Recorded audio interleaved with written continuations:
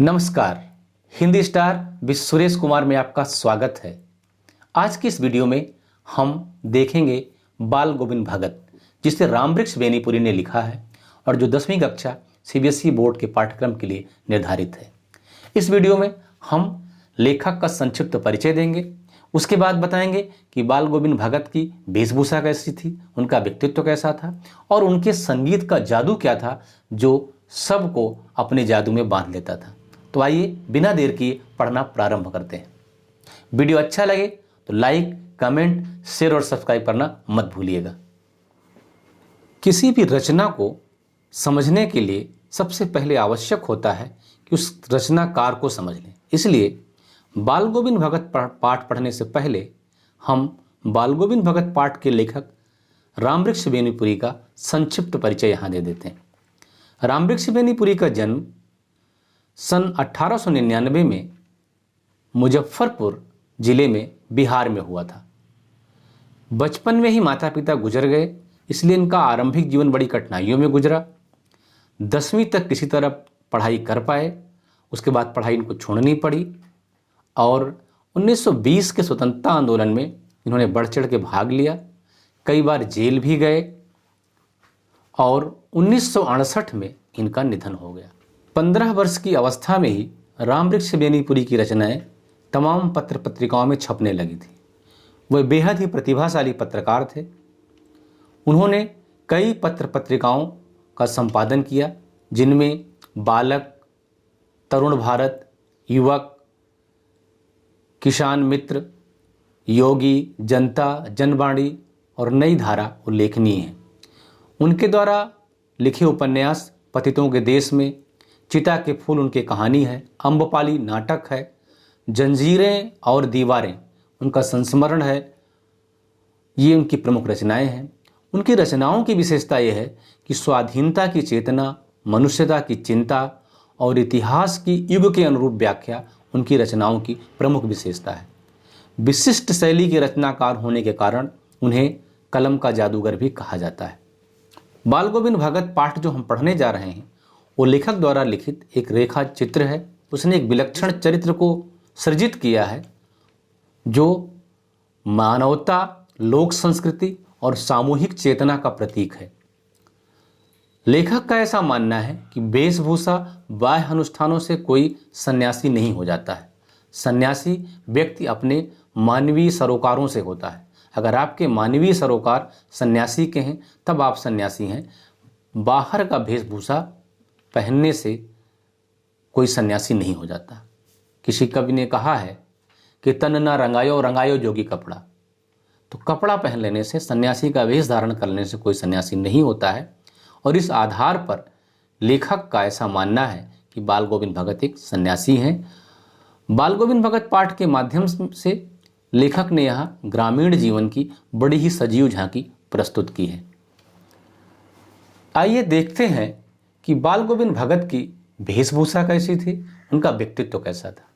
तो बाल गोविंद भगत मझोले कद के, मतलब न बहुत लंबे न बहुत छोटे, गोरे चिट्टे आदमी थे। 60 से ऊपर के रहे होंगे उम्र। बाल पक गए थे। लंबी दाढ़ी जटाजूट तो नहीं रखते थे, किंतु हमेशा उनका चेहरा सफ़ेद बालों से जगमग रहता था। कपड़े बिल्कुल कम पहनते थे। कमर में एक लंगोटी मात्र और सिर में कबीरपंथियों की सी कनफटी टोपी। जब जाड़ा आता तो एक काली कमली ऊपर से ओढ़े रहते। मस्तिष्क पर हमेशा रामानंदी चंदन, जो नाक के एक सिरे से शुरू होता था, चमकता रहता था।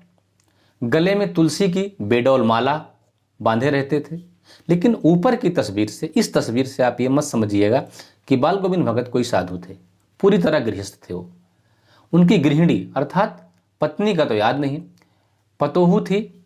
एक बेटा था जो थोड़ा सा मोटे दिमाग का था, जिसको बोदा शब्द इन्होंने कहा है, मतलब उतना तेज और चंचल नहीं था। थोड़ी खेती बाड़ी थी, एक साफ सुथरा घर था। किंतु खेती बाड़ी करते, परिवार रखते भी बाल गोविंद भगत साधु थे। साधु की सभी परिभाषाओं पर खरे उतरते थे। कबीर को साहब मानते थे, उन्हीं के गीतों को गाते और उन्हीं के आदेशों पर चलते।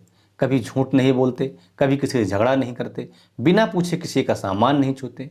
और कभी कभी तो ये कुछ ज़्यादा ही हो जाता था नियम, मतलब वो किसी के खेत में शौच के लिए भी नहीं बैठते थे।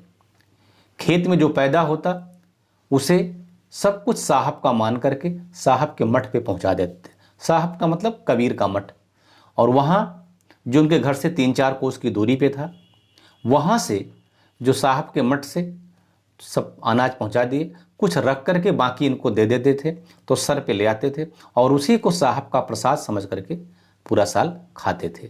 लेकिन इन सब के अलावा लेखक बाल गोविंद भगत के संगीत के जादू पर मुग्ध था। वो एक कबीर के सीधे साधे पद जब उनके कंठ से निकलते तो सजीव हो उठते थे। आषाढ़ की रिमझिम बारिश हो रही है, समूचा गांव खेतों में उतर पड़ा है, कहीं हल चल रहे हैं, कहीं रोपनी हो रही है, पानी भरे खेतों में बच्चे उछल रहे हैं और औरतें कलेवा लेकर मेड़ पर बैठी हैं। कलेवा आज की तरह, हमारे आपकी तरह ब्रेकफास्ट वाला सिस्टम नहीं था गांव में कि चाउमीन, मंचूरियन या और कुछ मिल जाए। वो जो कुछ सुबह सुबह रूखा सूखा घर में बन गया या फिर शाम का बचा हुआ, वही लेके जो पहुंच जाते हैं उसको जलपान या खाने पीने बैठी। और मेड़ वो होती है जो खेत में बनी रहती है ताकि पानी रोका जा सके, एक खेत से दूसरे खेत में न जा सके। आसमान बादल से घिरा है, कहीं धूप नहीं है, ठंडी पुरवाई चल रही है। पुरवाई उसको कहते हैं जो पूरब से हवा आती है, उसे पुरवाई कहते हैं। पूरब से चली पुरवाई कि छम छम पायल बाल बोले, गाना सुना होगा आपने। तो रोपनी कर रहे हैं और आपके कानों में अचानक एक स्वर तरंग गूंज उठेगी। ये बताने की जरूरत नहीं, ये बाल गोविंद भगत का संगीत है, ये बाल गोविंद भगत के संगीत का जादू है। क्या जादू है?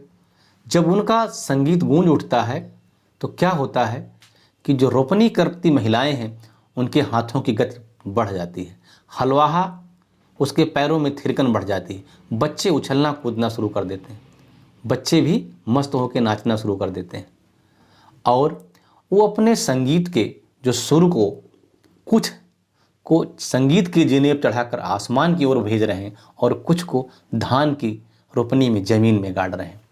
ये है उनके संगीत का जादू।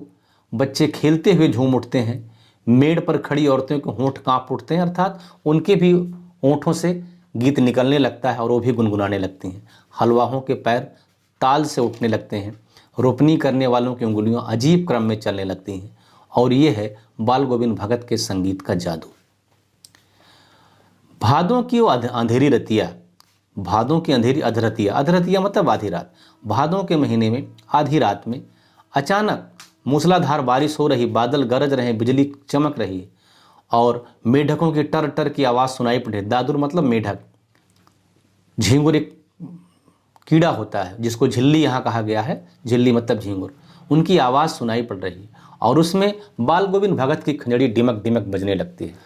तो खंजड़ी बज उठती है और बाल गोविंद भगत कह उठते हैं कि गोदी में पियवा चमक उठे सकिया चिहुक उठे ना, गोदी में पियवा चमक उठे सकिया चिहुक उठे ना। ये निर्गुण संतों की भाषा है। वो कहते हैं कि पिया उसका गोदी में सो रहा है, फिर भी गोरी है, वो चमक जाती है, चौंक जाती है, चिहुक जाती है। यहाँ आशय ये है, यहाँ पिया कौन है? वो परम पिता परमेश्वर है। और आत्मा से करें कि आत्मा तो क्यों चमक जा रही, क्यों चौंक उठ रही? तेरा परमात्मा तो तेरे पास है। अब सारा संसार निस्तब्धता में सोया है और बाल गोविंद भगत का संगीत सबको जगा रहा है कि तेरी गठरी में लागा चोर मुसाफिर जाग जरा, तेरी गठरी में लागा चोर मुसाफिर जाग जरा। दो पंक्तियां यहाँ पर कहा है। पहली वाली में क्या कहा है कि गोदी में पियवा चमक उठे सखिया चिहुक उठे ना, मतलब वो कहते हैं कि ऐ अपनी आत्मा को समझाते हैं कि तुम्हें बेचैन होने की जरूरत नहीं, तड़पने की जरूरत नहीं, तुम्हारा पिया तो तुम्हारे संग है, अर्थात तुम्हारा परमेश्वर, तुम्हारी परमात्मा तुम्हारे साथ है, इसलिए तुम्हें डरने की जरूरत नहीं। और जो आखिरी पंक्ति उन्होंने कहा है कि तेरी गठरी में लागा चोर मुसाफिर जाग जरा, इस शरीर रूपी काया को समझाते हैं, इस काया को कि तेरी गठरी में चोर लग गया है, मतलब तुम्हारा मन लोभ मोह काम क्रोध में उलझ गया है, चोर घुस गया है, तुम जाग जाओ। जाग जाने का मतलब क्या है कि उस परमात्मा को समझो, उसके सत्य को समझो, उसके साथ इस आत्मा का एकाकार करो। ऐसा कुछ यहाँ बाल गोविंद भगत कह रहे हैं। तो मैंने यहाँ पर आपको क्या क्या बताया, बाल गोविंद भगत की वेशभूषा कैसी थी, उनका व्यक्तित्व कैसा था और उनके संगीत का जादू कैसा था। इन दोनों पर प्रश्न आता है परीक्षा में। प्रश्न करवाने के दौरान मैं इसकी फिर चर्चा कर दूंगा। ये दो सीधे प्रश्न आते हैं कि पढ़े गए पाठ के आधार पर बाल गोविंद भगत का चरित्र चित्रण कीजिए या उनके व्यक्तित्व का एक रेखा चित्र खींचिए। फिर एक दूसरा प्रश्न आता है कि बाल गोविंद भगत के संगीत का क्या जादू था जो सब पर असर करता है। एक दूसरा प्रश्न आता है। तो ये दो प्रश्न हैं, और भी प्रश्न बनेंगे तो मैं इसको बताऊंगा। वीडियो अच्छा लगा हो तो लाइक, कमेंट, शेयर और सब्सक्राइब करना मत भूलिएगा। वीडियो देखने के लिए बहुत बहुत धन्यवाद।